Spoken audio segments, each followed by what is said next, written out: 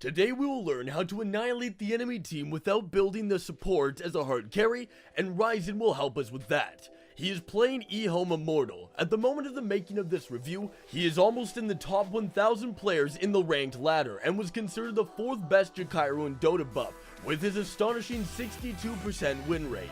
The starting items are Wind Lens, a couple of Observer wards, a Clarity Potion, and a pack of Tangos. Nothing extraordinary.